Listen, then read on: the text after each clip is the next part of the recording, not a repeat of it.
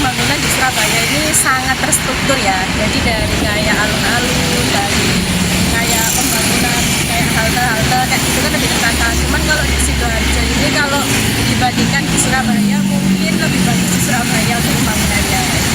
Mungkin dari segi pendidikan ya, karena kan menurut saya dari pendidikan itu sangat penting bagi anak-anak yang seperti kurang mampu tapi belum tersorot gitu loh.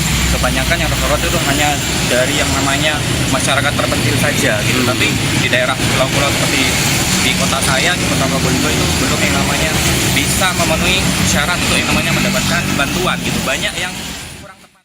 Baik, pemirsa, Anda kembali bersama kami di Berita Satu Spesial 1 tahun kepemimpinan kepala daerah. Dan tadi kami sudah tampilkan di awal pemirsa terkait dengan beberapa tanggapan dari warga Jawa Timur mengevaluasi kepemimpinan dalam 1 tahun terakhir ini.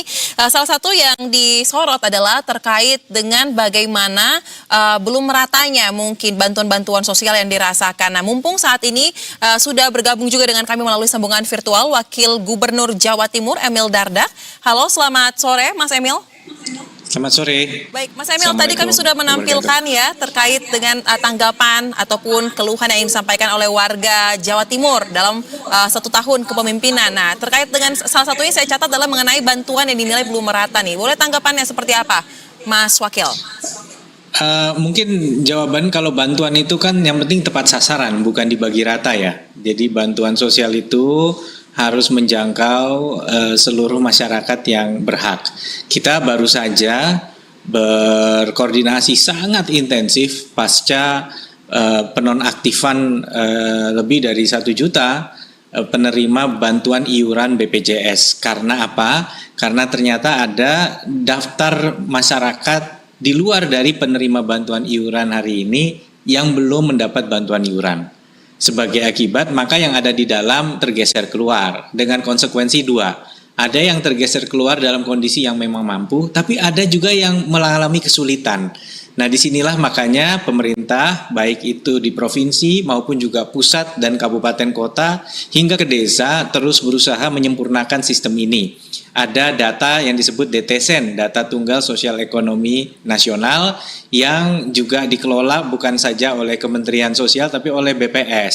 Nah, inilah data yang tentu merupakan crowdsourcing harusnya. Data ini terbuka open data untuk mendapatkan penyempurnaan dari segenap elemen yang ada di Jawa Timur. Dan ini yang kita lakukan berkaitan dengan bantuan. Namun demikian, kita di pemerintah provinsi juga terus menyasar pengentasan kemiskinan di kantong-kantong kemiskinan, baik itu secara geografis maupun secara segmen-segmen tertentu, agar masyarakat kemudian bisa lebih berdaya. Kita bersyukur angka kemiskinan mencatat pengurangan, dan juga bagaimana ini dicapai melalui kombinasi program yang bersifat bantuan maupun juga pemberdayaan, seperti afirmasi untuk perekonomian dari kepala rumah tangga perempuan. Jadi kepala rumah tangga yang perempuan, jadi orang sering menyebutnya single mother, ini kemudian mendapatkan afirmasi bantuan permodalan sehingga mereka bisa membangun ekonominya dengan mandiri. Nah, ini beberapa program-program yang kemudian terus didorong untuk bisa memperbaiki kesejahteraan masyarakat di Jawa Timur. Baik, memang terkait dengan persoalan yang ada di Jawa Timur, kalau kami rangkum juga ya berdasarkan riset yang kami lakukan, masih meliputi terkait dengan kemiskinan ekstrim, stunting, di mana persoalan-persoalan ini pada dasarnya basic persoalan ini adalah data yang paling penting agar tadi seperti kata Anda bukan merata mengenai tepat tapi tetap tepat sasaran. Nah, kalau begitu Mas Emil, ini kan 1 tahun kepemimpinan di Jawa Timur juga. Nah, selain tadi program yang tengah dilakukan, nah kira-kira ada nggak sih kendala atau tantangan yang menonjol dan kira-kira untuk tahun ini apa yang akan menjadi program utama yang akan dilakukan oleh Pemprov Jawa Timur?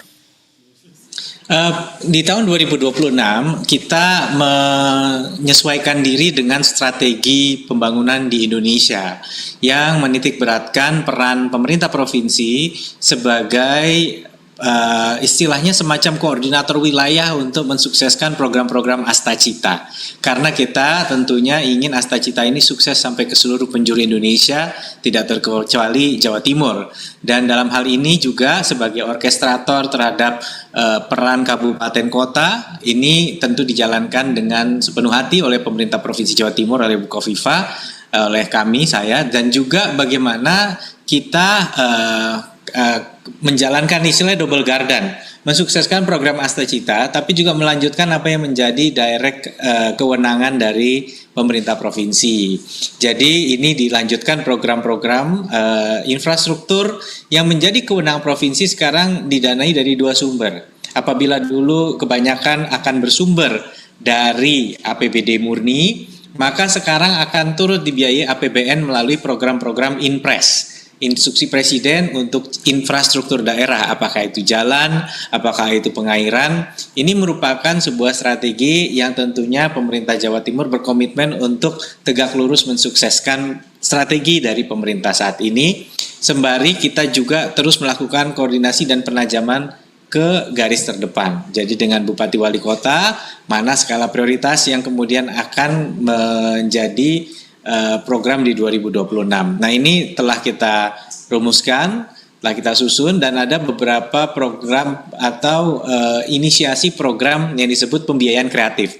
Contoh, Bupati Madiun telah berkomitmen bersama kami di Kementerian PU untuk melakukan program preservasi jalan dengan sistem KPBU, kerjasama pemerintah dan badan usaha.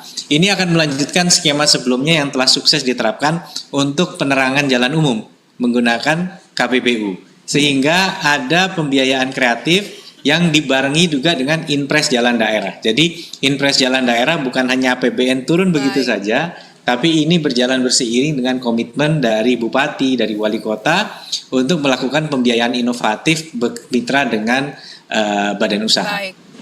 Baik, singkat saja terakhir, Mas Emil, kita tahu berbagai daerah juga menyuarakan tantangan terkait dengan pengelolaan sumber daya di tengah keterbatasan yang ada. Kalau Jawa Timur sendiri, ada nggak target-target atau strategi yang akan dilakukan di 2026 untuk mencari sumber daya yang lebih banyak lagi? Mungkin investasi yang masuk untuk dapat melakukan program-program yang berkelanjutan?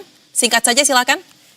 Kita mencatatkan investasi 147,7 triliun dan kita terus berupaya untuk meningkatkan motor investasi. Saya tadi pagi baru saja ke PLN untuk memastikan sistem kelistrikan kita bisa nggak mumpuni untuk mendukung pembangunan yang lebih tersebar. Nah, sekarang ada investasi sebuah gardu induk tegangan tinggi di Waru, ini akan berdampak signifikan untuk menambah kehandalan sistem kelistrikan. Jadi kita ingin mendorong, dan tadi baru saja yang seperti saya sampaikan, KPBU kerjasama pemerintah badan usaha ini menjadi penting sebagai inovatif financing, pembiayaan kreatif untuk kemudian memberikan tambahan sumber daya untuk melakukan akselerasi pembangunan di momen yang kritikal seperti saat ini. Baik. Tentunya kita harapkan di tahun-tahun yang akan datang Provinsi Jawa Timur dapat lebih meningkatkan lagi kinerjanya dalam mewujudkan program-program, baik itu program yang sudah disusun untuk daerah dan juga menjalankan program strategi